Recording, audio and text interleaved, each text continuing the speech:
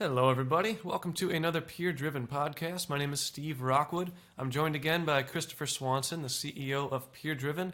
How are we doing today, Chris? Good morning, Steve.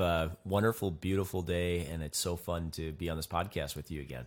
Yeah, definitely. So you actually came to me with the topic today. You want to talk about some AI on social media and Google, and really about how it's been affecting both local marketers and the digital marketers and the agencies, and really what it's doing to the whole landmark of, marketing. And the businesses that we're as an industry trying to help. And we both own businesses of our own, and we both run them, so we see what the clients go through, we see what we go through on a local, personal level, and there's a lot of info going around, and Chris has a lot of insight into what's currently happening and really just wants to touch up on it. So, Chris, do you want to tell us what the issue is right now? What's going on? Yeah, it's and I'm not going to be politically correct on this podcast, which I always try to be very open and honest. And so, but at the same time, I want the disclaimers. I want everybody to understand that I'm not here to tear anything down.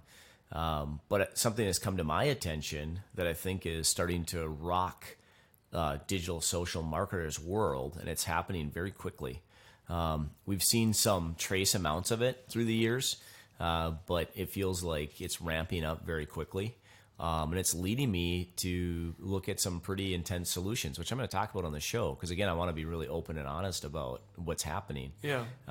If you are an active marketer and you work with Google products or Facebook products today, Facebook, Instagram, particularly advertising, but content, what you're going to start seeing, if you haven't already, is more and more of a situation where you get notified that content is after the fact, after it's been posted for a while, that content is not in compliance with their content standards. And the struggle I have in dealing with Facebook and Google is that they're horrendously poor at taking care of their clients. And they're horrendously poor at taking care of the agencies who are out day in and day out. I call us the people that are moving the dirt pile. We're the entities that are out there trying to figure out what they want and then trying to make that successful for our customers. They do a terrible job in supporting that. Now, we are, in full disclosure, considered a very large advertiser. We're at the very top tier of advertising with Google and Facebook. Yep. We spend a lot of money with them. We have numerous clients, and so that puts us in a situation where we are considered top customers of those entities. And even to this day, it doesn't feel great in terms of the customer service. So I'm just putting that out there. So if Google and Facebook, I'm sure somebody there is listening, they're gonna say, oh wait, what do we need to do differently? Yep. But I've sensed there's something bigger going on.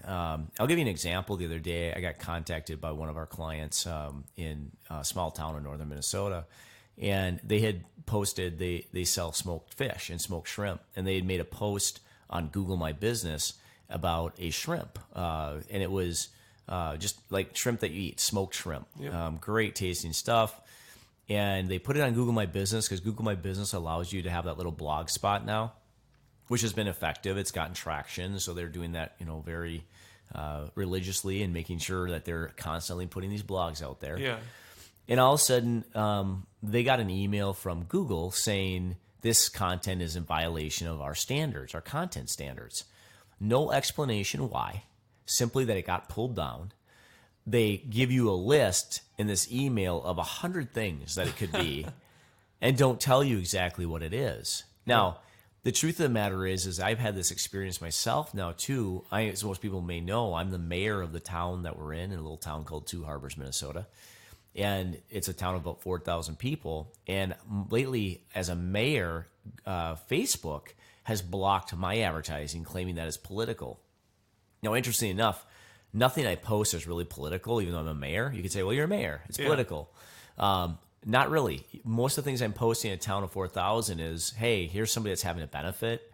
Hey, here's a program you should know about. Yep. I don't say go vote for this person. I might say get out and vote, but I don't say who. I don't say what. It's a nonpartisan position.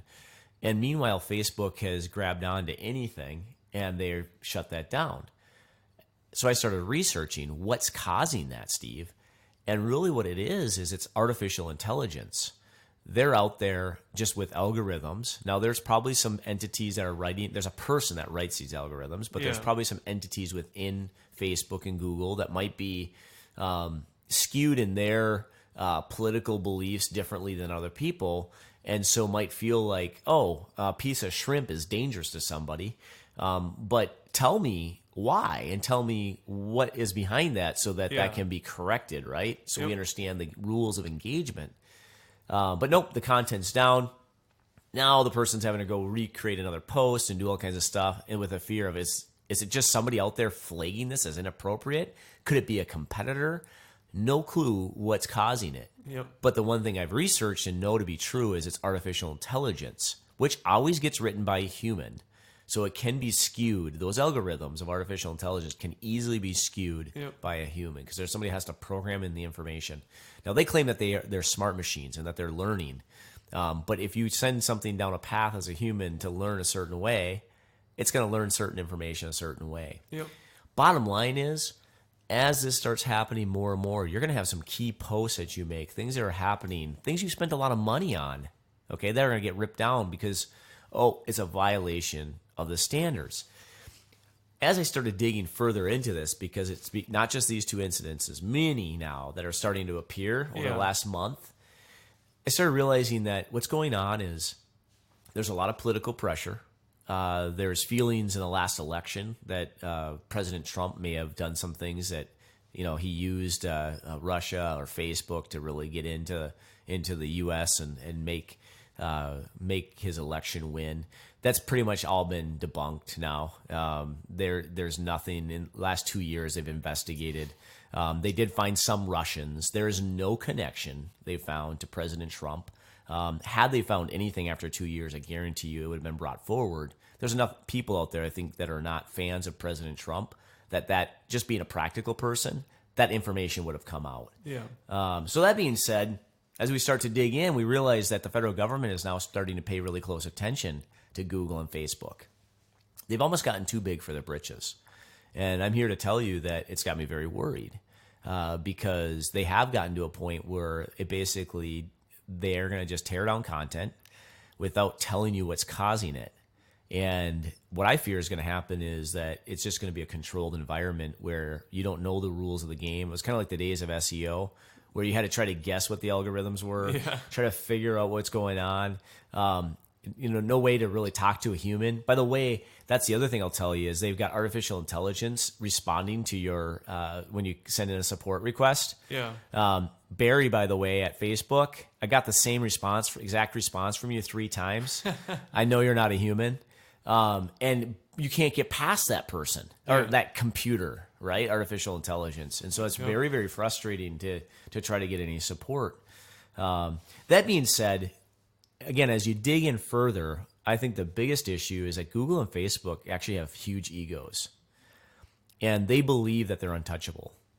They believe that they've achieved the pinnacle of mankind's ability to think, and that they need to help basically be the smart ones to really help distribute information, which is really scary as you start looking at what they're talking about. For example, they have, as we talked about earlier, they've been putting in systems, artificial intelligence, to basically determine what is good content and what is not content, but they won't tell anybody what it is. That is really a critical thing to understand because as they're masking that, there's a psychological aspect to that.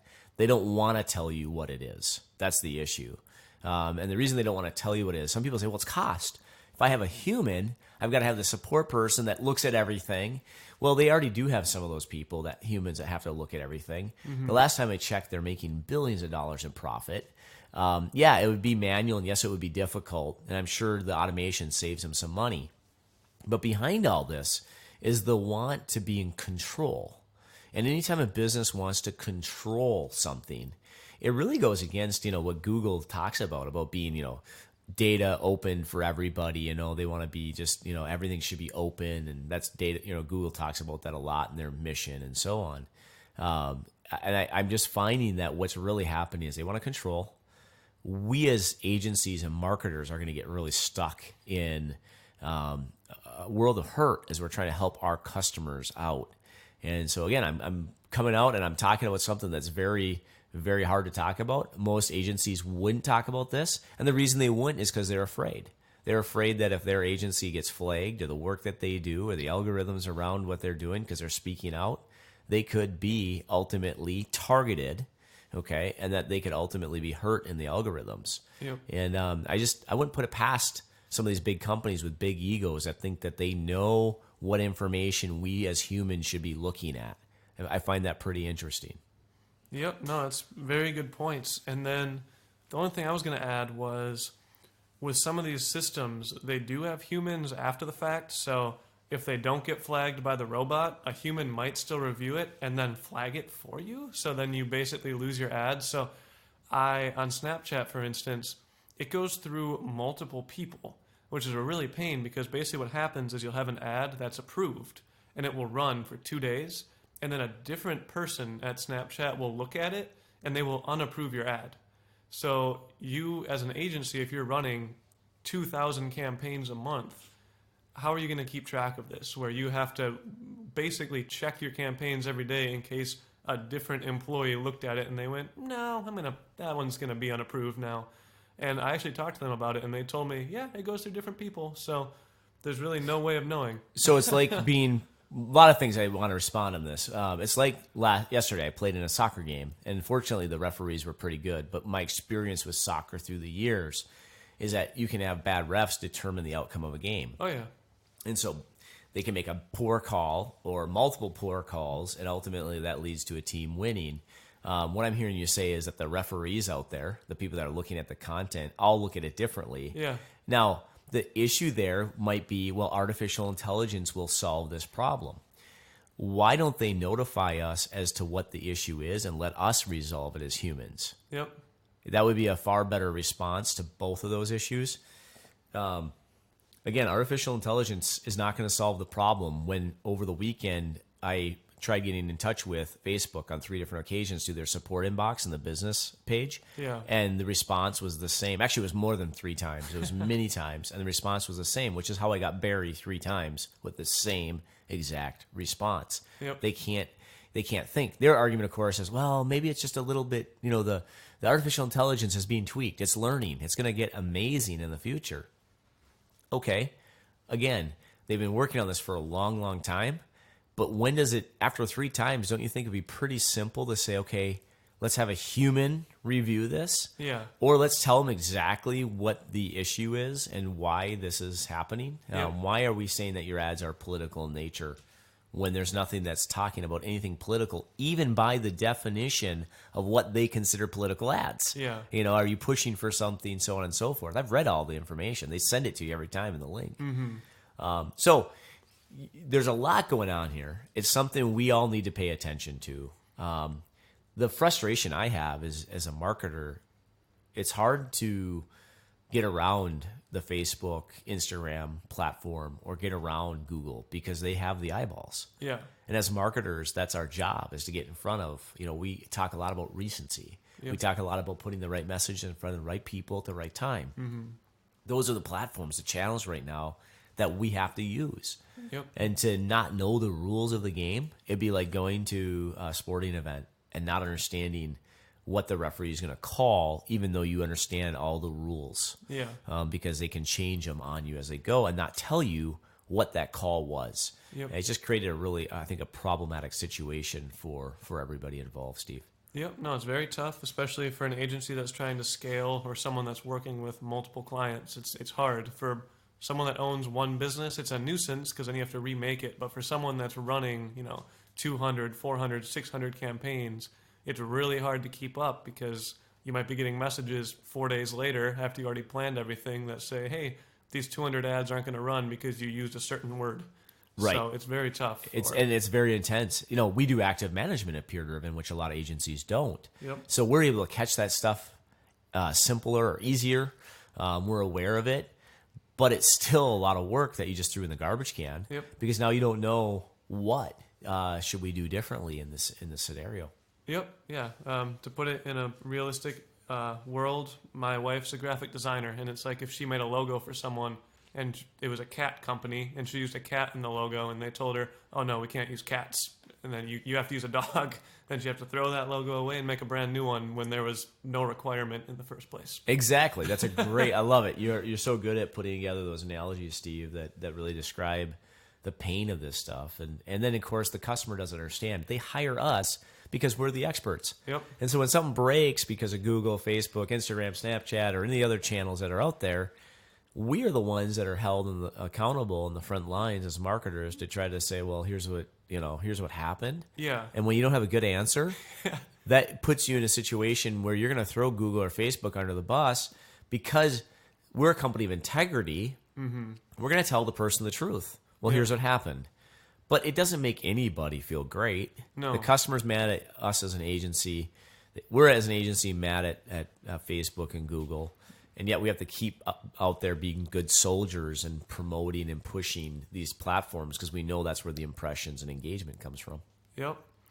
It's definitely a very big topic, and I'm happy we have a place to talk about it, and I'm sure we'll revisit it at some point, and as things change or progress or hopefully evolve in a good way, we can hopefully talk about the good things, but if it starts getting worse, I'm sure we'll be back with talking about that as well, and hopefully some potential solutions. Yeah, and I'm a very optimistic and positive person, but my thought is that it's going to get worse before it gets better, which is why we're doing this podcast. Yeah, definitely. And at some point, we'll try and get someone on the show here that maybe knows more about it on the internal side of Google or Facebook. Maybe they can tell us their plans or at least their thought process, because that is something we talk about a lot here at PureDriven, is trying to get the full story from both sides. So if we could have a real conversation with someone from those platforms, that would at least get everyone on the same page, and then we can move forward from there. Awesome. Alrighty, well, thank you for listening, everybody. Make sure to follow the podcast. You can find it on our website at puredriven.com/podcast. You can find it on iTunes, and you'll probably find it in your email inbox as well. Thank you for joining me, Chris, and hope everyone has a good day. Thank you, Steve.